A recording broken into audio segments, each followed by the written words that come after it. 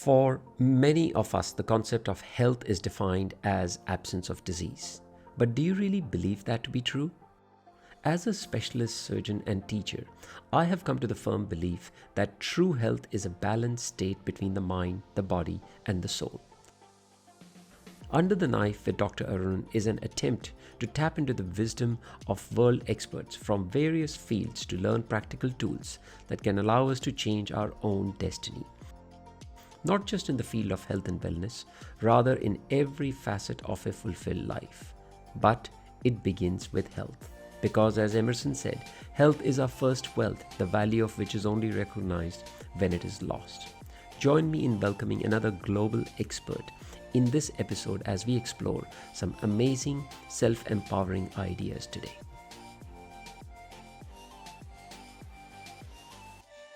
Hello everybody, welcome to another episode of Under the Knife with Dr. Arun. I'm your host, Dr. Arun Dhir, gastrointestinal surgeon, author, and a speaker.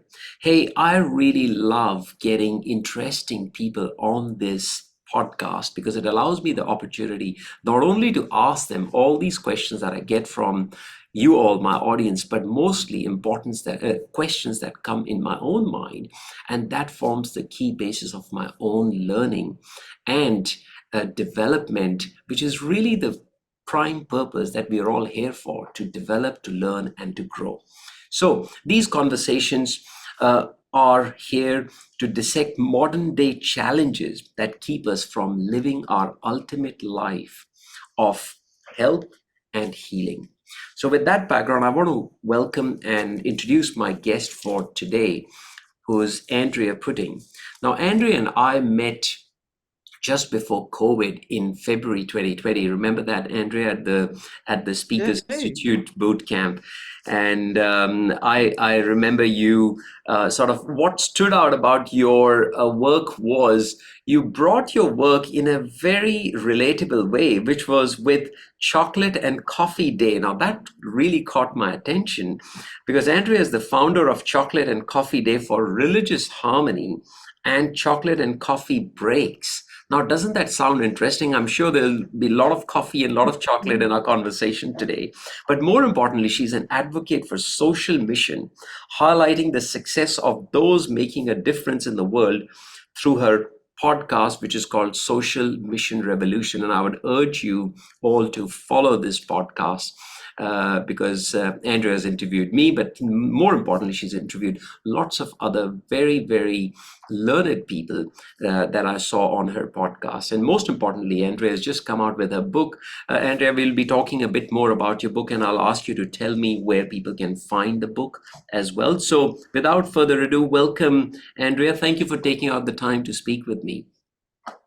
Thank you. Thank you for having me on your podcast. I'm looking forward to having a chat.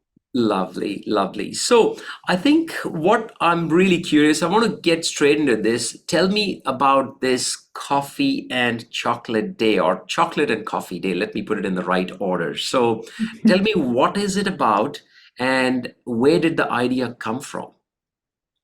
Well, I'm sure you don't advocate chocolate and coffee normally. But I do have it. I can tell you that it's a necessary evil. Yeah, it's a special treat. Yeah. And because it is such a special treat and that everyone feels comfortable having chocolate and coffee, it's the perfect avenue for something that's very important to me, and that's people being able to connect with each other, and so that we can break down barriers in our communities, in our society, where people can connect and understand each other, learn a little bit about each other, discover that somebody that they thought was so different to them is actually the same. Because we have these concepts. We're told that, keep away from those people, they're different to you. Well, not even necessarily being told to keep away, but we have that image that I can't connect with them for some reason.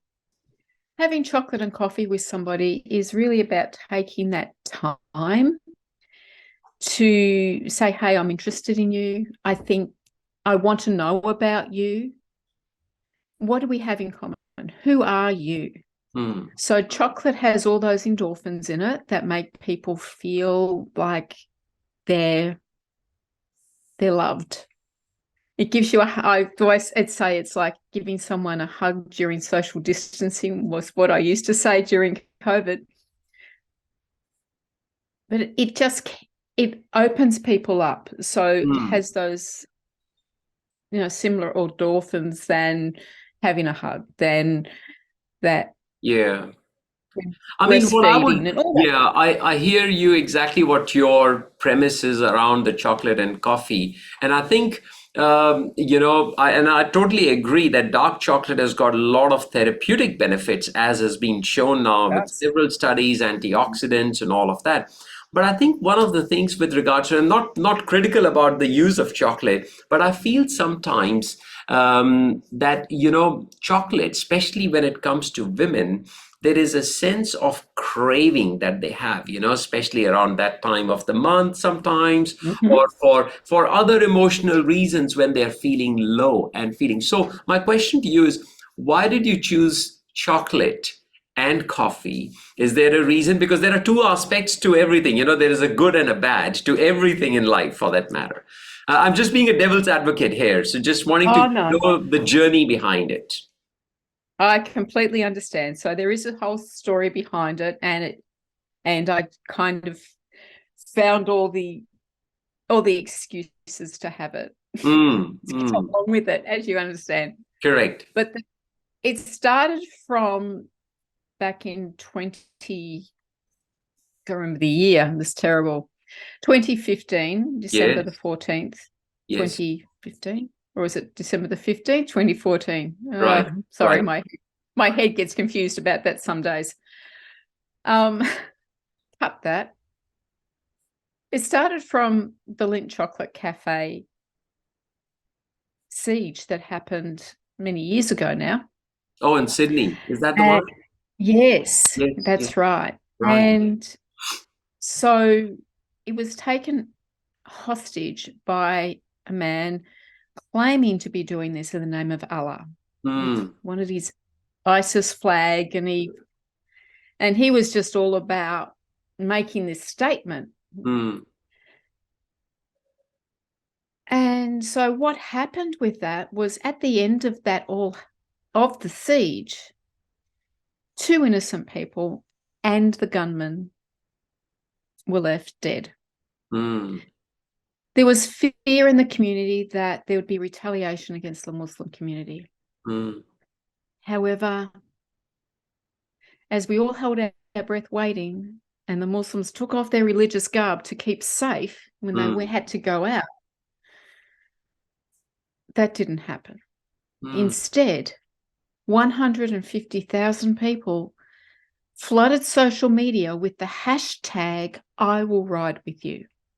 Wow. Yeah, So instead of there being this outlash onto the Muslim community, there was this outpouring of love and acceptance. That's so powerful. And it sat with me for so long, for most of the following year, till about October, and it was like, hey, I have to do something. Why do we wait until there's a tragedy before we speak up and say we want to live in a community where people are loved and accepted for who they are? Yes. So that's why Chocolate and Coffee Day began. And it's symbolic. It's just that simple thing, simple gesture. Yeah. And one of the main reasons that I wanted chocolate and coffee, besides that symbology, is that it is so simple. It is. You don't have to plan a great big morning tea. You don't have to worry about, what are we going to eat? What are we going to drink? Yeah. Now, there's not many people who can't afford a chocolate and a coffee that they can share with somebody. Yeah, yeah, and that's that incident sat in a very powerful way with you. It had an impact that it caused you to change in your heart. For some reason, you saw it differently, and you saw a mission, a purpose in it, which is what led to your social mission. That is what you're talking about today. So tell me a little bit more about what has happened on this journey of inception of Chocolate and Coffee Day until today. What impact do you see in lives of people? I totally agree that we suppress our feelings, our emotions about things because we may feel hesitant in expressing them. I totally agree. In fact, we live in a world of so much social media on the digital platform that we are now, UK actually appointed a minister of loneliness in 2018. The first Wow. minister in the world for loneliness. I was like, when I read about it, I've actually mentioned it in my book, Your Mess Has a Message, this exact thing, that there is a need for a minister of loneliness. So I totally agree, but tell us about where has the journey since 2015, when you started, where has it come up to today? Yes. So Chocolate and Coffee Day has been embraced by people in all different situations or different walks of life. And so it's been held in workplaces to make that statement that we are a community, that a workplace that does accept all people for who they are. Mhm. It's been held in retirement villages, schools, churches, you name it. One of my favorite stories was that people decided in Israel that they were going to invite a Palestinian to have chocolate and coffee to talk about peace in Israel. And that kind of thing just fills my heart, because Wow. that's the concept. So it's just individuals making that statement. Of course, there's opportunities to make it a bigger thing, Of course. a Yeah. bigger event, and there's various ways that you can that can happen, Yeah. with having speakers from different areas, and or just activities that connect people. And I've done that too in different situations, in workshops and retreats and things. Mm. Had a session where we have connected people to have those conversations, to have deeper conversations with each other that they may not have had before. Correct. Correct.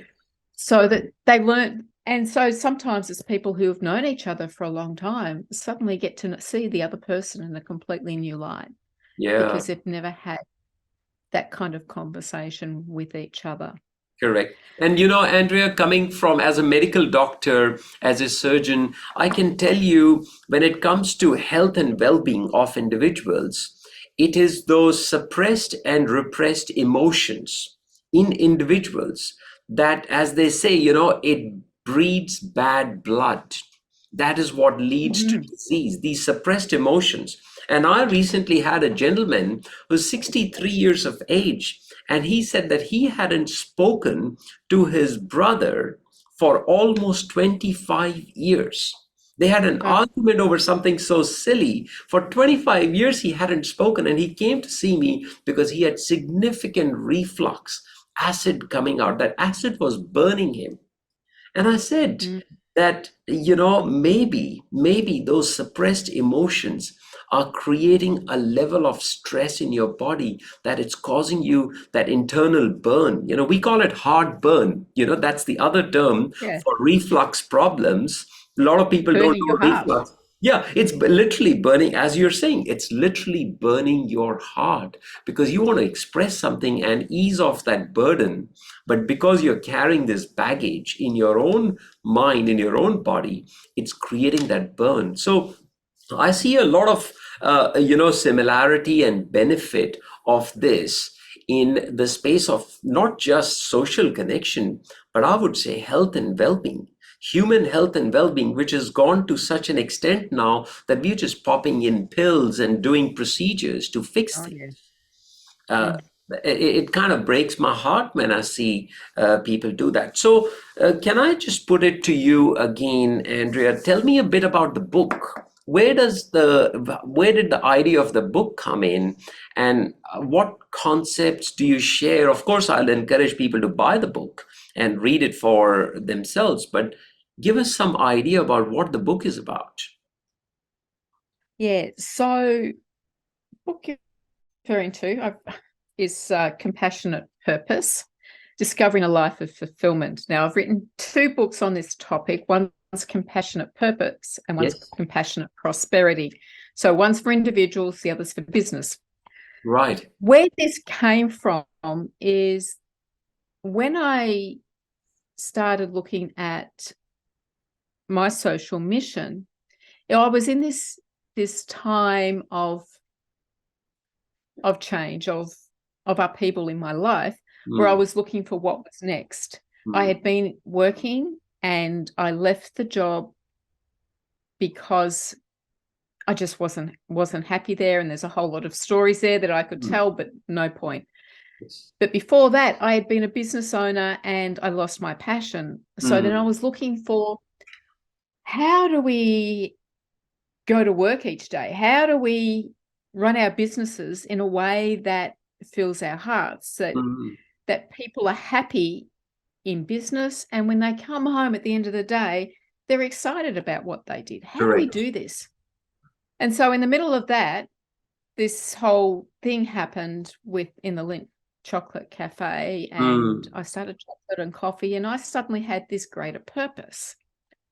And I became fascinated with that concept of, when we get involved in social mission, something changes in our life.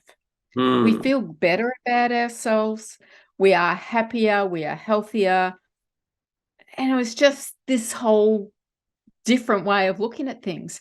So I wondered whether I had found what I was looking for. There seemed to be, is this what we need in business? Is this what we need in our lives? How do we start to do that?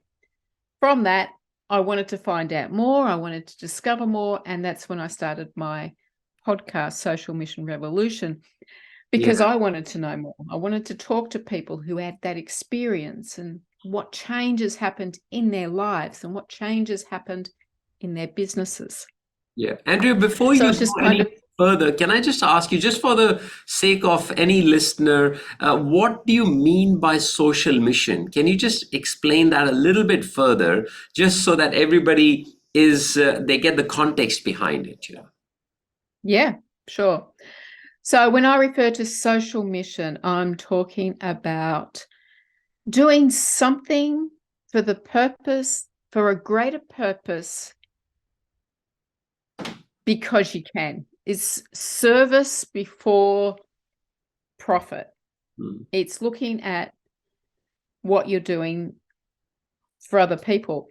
So it's not and that can be reflected in many ways. So in business, it can be referred to as corporate social responsibility. However, not for the sake of corporate social responsibility, but really getting in touch with what Can that we say means it's for your for the business. greater good? Can we say it's for the greater good? I often say that, anything that we do has to serve 3 wins. It should be win, win, win. Win for you, win for me, and win for the planet. Planet meaning for the humanity or the human race. So would that be a good enough summary of the social mission, you think? Yes, it is. And when we talk about compassionate prosperity, so talking Yes. about it for business, we Correct. add a 4th win onto that, in that it improves your business. Yeah, exactly. So, sorry, I have had to interrupt you there just so that the social mission side of things was clean, because I you understand. used it a few times. So, continuing with the compassionate purpose, how do people, this is a big thing, people ask that, how do we find our purpose? And now you're adding another dimension of compassionate purpose.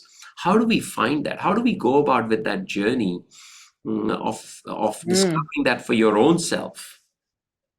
It is quite a journey, and in the book, I give you a whole rundown of how to do it. Wow. So, yeah, there's lots of things that can Just say, if guide I you. said 3 steps, could you give me the top 3 steps just for the benefit of the listeners? Yeah. Well, I'll give you one more than that. Okay, thank you. So you need to really look at a few things. So there's the the stories that you have, what you've experienced in life, the things that mean something to you, the values that guide your life. What is it that's important to you on a deep level? And sometimes, for example, in business, people come up with these values, but they're not the values that they actually live. What are the values that you live every day? So then we have, what are you passionate about? What are those things that really get you motivated? And sometimes when I think about what you're passionate about, people could say, well, I'm passionate about the football. Well, that could be a guiding thing, but what are the passionate things that will get you up and going every day when you're feeling like, I just want to stay in bed? Oh, hang on a minute, I have to do this. I'm off. Yeah. Those kind of things. That drive. Yeah, those things that really drive you. And of course, there's your skills and talents. What is it that I say your skills, but I want to shift that into more your strengths. The things, because the things that you're good at may not be necessarily the things that you enjoy doing. Yeah, that's true. So, you've got to work through those. Yeah. Correct. Yeah. And there's this one question that I ask on my podcast, that I ask when I'm talking to people, helping them find what their compassionate purpose is. Yeah. And it is, if there was just one thing for you to fight for, what would it be? And that gets people thinking and really hones into what's really important to you. That's and right. when you put all those together. Yeah. And Andrea, is there a common theme that you have kind of, found when you're interviewing people and you have asked them this question? What is it that drives them? Is it something, is there a common theme that you have found? Yeah, a lot of them talk about education. Education for others or for themselves? Yeah, education for others. And that's a really interesting one. Education, and quite often it's at different levels. It's for children, it's for women, it's for, it's kind of, I just kind of think it's a generalized way of looking at it, because I could say that my thing's about education too, but I don't talk about, that's not where I come from. Yeah. But that seems to be a real common one. People want to educate on some level, that if they can provide that education, then everything else grows from that. Yeah. Well, I think it goes with that sort of saying, you can feed a man a fish and he can not be hungry for a day. But if you teach him how to fish, he will not be hungry for the rest of his life. So it's just like, a learning. And when you educate someone, I'm very passionate about education. In fact, we have a charity which is called Circle of Life Foundation. And the whole purpose is to give back to the underprivileged kids in India, Bali, and Australia who are not able to afford education. So I feel, I hear what you're saying, that I think education, what is the reason? And clearly what you're doing is also educational. It's not education, but it's educational. And that's the difference, which empowers people with the knowledge that you're sharing. So just shifting gears, Andrea, tell us about compassionate prosperity, because I know it's, whenever people think about prosperity, they think equals to dollar signs. But I know it's more than that. Yeah. So when I talk about compassionate prosperity, it's creating a prosperity where everyone is prosperous. So the business is prosperous, the owners are prosperous, the employees are prosperous, and society is prosperous in the earth. So when I talk about prosperity, what is your image of prosperity? What does prosperity mean to you? Prosperity can't just be wrapped up in how much dollars you got in the bank. Living a prosperous life is living one where you're fulfilled, where you're happy, where you're giving of yourself in a way that makes a difference. And that's one thing that always comes down to, that everyone wants to make a difference. Then it's so simple to do that. It doesn't have to be a big giant thing. It's just finding that way of making a difference. So compassionate prosperity for business is finding that way that's going to serve your clients, the consumers, Yes. along with serving those who work for you and with you to make a better life for everybody. Yeah, I mean, I totally agree with what you're saying, that, prosperity is not just equivalent to the money you have in the bank, because after a certain number, it just becomes a number, right? So the question then becomes is, in this current day and age, and say somebody's listening to this podcast and recording, and they would say that, hey, you guys are talking about compassionate prosperity, but look at the cost of living. Where's the cost of fuel gone?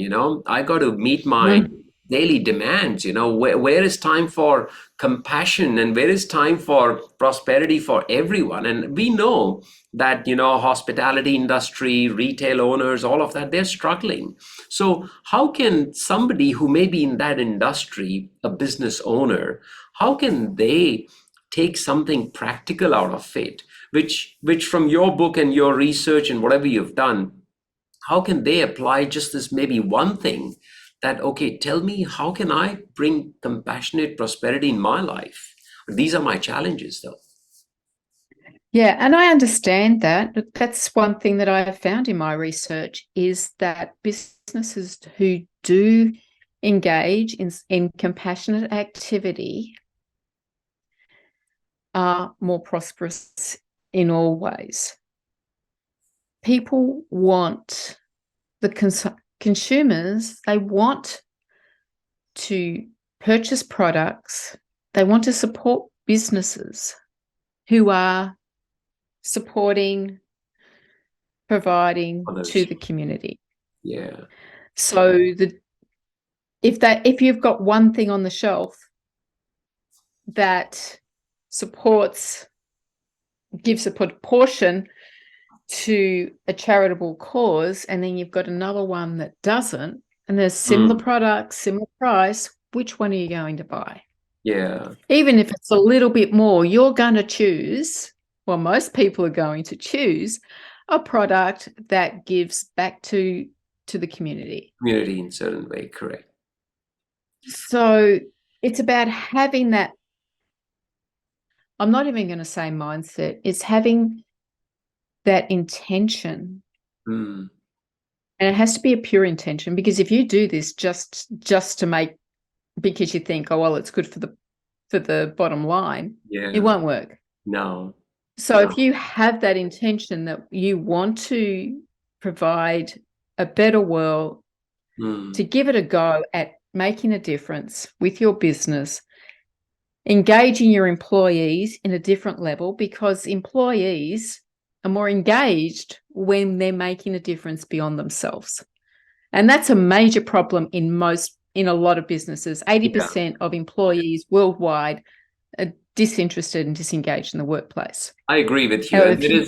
They're disengaged. They are distracted as well. They are spending a lot of, in fact, one research actually said that employees in a certain corporation, in a corporate sector in US, they did a study. They found that up to 60% wastage of time. You're just clocking time sitting on your desk, but spending time on your social media or doing other things. So I agree, disengagement and distraction at work, and that doesn't leave any employee. Yes, you may be getting your paycheck, but it doesn't give you the fulfillment, doesn't give you the joy of coming to work and making a difference in someone's life. And I also feel, Andrea, that the contribution that you make does not necessarily have to be just in the form of money. You could even just serve someone by just opening the door for them. I feel I talk about, and especially to my kids, and they don't now listen to me. They roll their eyes about random acts of kindness. But I mean, I still, as a parent, feel I should share with them that these random acts of kindness is where the seeds are sown of what you and I are talking about right now. Yes, absolutely. And that's something that I do talk about in this book, is that there is something different for everybody. Yes. And some people, it can be the smallest thing. It doesn't have to be a great big thing. One example I use in my book is a lady who was growing flowers in her garden. Wow. And she would then take those flowers and take them to the hospital or to a church or give them to somebody. So there's something from every person that's or so every beautiful. business can do. Yeah. So it's finding that thing that fills your heart. Yes. Makes a difference. I So I'm not saying that you have to go out and raise $1 million. No. Because there are some people who can do that. Yeah. And for them, it fills their hearts. For other people, it is opening the door for people. It is, like, example, my mother, I talk about in the book as well. Her thing was being kind to people. So even in her elderly, frail state, feels like she has a purpose if she goes down the street and she stops and talks to somebody who needs to have a conversation.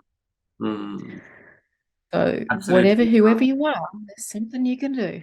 Yeah. It reminds me of one of my teachers who I deeply respect, and he's a very accomplished surgeon back home in India, where I'm from. And, he said to me that, Arun, there is always something that you can do for a patient who comes to see you. Right now, sometimes, we doctors say, oh, you've got terminal cancer. Sorry, we can't do anything for you now. Sorry, it's over. Like, he said, you can do something as simple as just putting a hand on the shoulder. That's it. You've done nothing for them, but you've still connected as a human being. And that kind of sits with me even today, So when I'm not saying that when patients come to see me, for everybody there is a miracle, treatment that no, not at all. In fact, I say, there is always something that you can do from one human being to another. So I totally agree with what you're saying, that you don't have to raise $1 million. But although on the same token, I can say that, someone who's so passionate about their compassionate purpose and is on a social mission can raise that kind of money as well. I think it's about finding the purpose, isn't it? I'd like to hear one more interesting story, Andrea, from your books, either of them. It seems like you got a bunch of interesting stories in the books. If something comes to mind, I'd like to hear another interesting, because I think people follow people ultimately, right? People connect with people. So is there anything that comes to mind that you felt like this was the highlight story of any of your books, either or? So many stories. Yes. Which one do I choose? Let's see. There's a couple of stories that your top favorite. Well, it's hard for me to say which one is my favorite. Right. I will give one that I think is very impactful. Yes. And that's one that in one of my books, chapter 2. Okay. Which book I can't remember, That's but all I've right. got similar stories in both books. Sure. So a businessman who's a multi-billion-dollar businessman. Right. And he is Frank McKinney. Now, a real estate artist. He built $1 million properties that are absolutely stunning. He sold a massive property that was the biggest property that he'd ever sold in America. I can't remember what he told me it was worth. It was massive. So he was at the top of his game, and suddenly he thought, well, what am I doing? I should be on top of the world. I've got everything. And he went into a depression and feeling like, well, what am I going to do? I'll just give it all up. It's just not worth, what's the point anymore? Oh, and this is to the point of, well, what's the point of life? And suicidal kind of thoughts to that point. Wow. And he had a coach at the time who was very wise, and he said to him, what am I doing? Why? I don't know how to keep going. Coach said to him, you have excelled at your business purpose. Now you need to find your spiritual purpose. Wow. And at that, his whole life changed. Right. He now, okay, billion-dollar person, whole different level to what an everyday person's going to be doing, but it's a great example. So what he now does is he builds whole villages in Haiti. Wow. He goes there and he helps the people, supports them to build their villages, houses, churches, hospitals, the whole thing. Wow. And it gave his whole life meaning. So he went from the highest success to the deepest depression and refinding himself in a compassionate purpose that gave him something to live for, some way of making a big difference. So it's sounds like it's a very powerful story. And sounds like there are more sort of, interesting and touching stories like this. And I think I would certainly encourage everybody on this podcast who's listening to get their hands on compassionate purpose or compassionate prosperity. Andrea, it's certainly been a delight speaking to you, and I can tell you this conversation can go on for a long time. But I think in the interest of time, I want to ask you these 3 questions that I ask all my guests. These 3 questions will give our listeners the essence of our conversation. So if I have your permission, I want to just get started with these 3 questions. The first one being is, what is your most successful habit that has allowed you to create whatever you've created so far and to be so passionate? I can sense it. I can sense your energy, so passionate about moving forward and contributing in a beautiful manner to this planet that we live in and to the humanity. My most important habit to me is to take some time every morning to read something that's, say, inspirational, so people can read whatever they like. For me, it's spiritual text, and taking time to really absorb that, to meditate on it. And often that will follow with a little bit of writing, but taking that time to do that every morning is the most important thing to me. That allows me to be centered, to focus, and to do what it is that I am here to do in the world. Yeah. So if you don't mind being a little bit specific, do you read something like the Bible or, any that sort of religious text are we talking about? Or, and also what time are we talking about? Is it like 3, 4, 5 in the morning or some crazy hour? That's like a high productive hour. No. So spiritual things, not necessarily religious. They're often biblically based.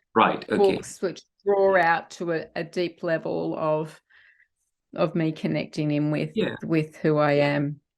And my time for that, well, sometimes I'm often awake during the night, and so that's kind of, I really try to focus on contemplative meditation at that time. Doesn't always work, depends where my head is. But usually I do it after breakfast before I start work. Okay. Oh, that's beautiful. That's my reading time. So that's really important to me. Awesome. So my next question is, Andrea, suppose, hypothetically speaking, this is just all made up, that all your work was taken away from you and you had to pass on 3 truths of the work that you have done, maybe to your loved ones or whoever it may be, just those 3 truths that you could write down on a piece of paper, what would those 3 truths be? Okay. I'll go backwards, I think. Sure. So one would be that just because you're good at it doesn't mean you have to do it. Because I want people to do what it is they're passionate about, not what somebody ticks off as, oh, you're good at that, you can do that. Keep going. Yeah. Okay. Unless you're passionate about it, don't bother. Yeah. Another one is there is something that we can all do to make a difference. Wow. If you touch one person's life, you change the world. Right. So then the other one is that this path has chosen you. You haven't chosen it, it chose you. Wow, that's so true. So listen to where the path is taking you. Oh, that's so beautiful. Yeah, very powerful things, Andrea, very powerful pieces of wisdom and your truth. So I think, yeah, passion, something that anybody can do. And also, it's not that you've chosen a path, the path has chosen you as well. So I've just summarized it for my own self and for everybody else, Great. And the third and the last question is, what do you see as your legacy? How would the world remember that Andrea was here? What do you see the world like? Well, I hope that a bit of chocolate and coffee rubs off onto everybody and that they see that I was a person who, well, had a compassionate purpose, created some compassionate prosperity in the world, that brought people together and nurtured people so that they could come together and connect on a deeper level. We want to break down the barriers, bringing people together in a spirit of love and acceptance. Beautiful, beautiful. Now, just on a lighter note, have you contacted Cadbury's or Lindt by any chance? And if you Not have, for a long maybe time. you should. Maybe you should. Like, I mean, do you have a connection? Well, I'm just saying that, there is such a theme here that, yes, people know about chocolate and people know about coffee, but then I don't think I looked at it in that context that you are describing in that way to open up and, have a conversation, a meaningful heart-to-heart conversation. Andrea, it's been such a delight speaking to you, and I love your authenticity. I acknowledge you for the work that you are doing and how viewing a life incident has really allowed you to find this purpose, and you are serving humanity with love in your heart. So I truly acknowledge you. I commend your work, and I'm truly honored to have this conversation with you. So thank you so much. Thank you. It was an honor to speak with you.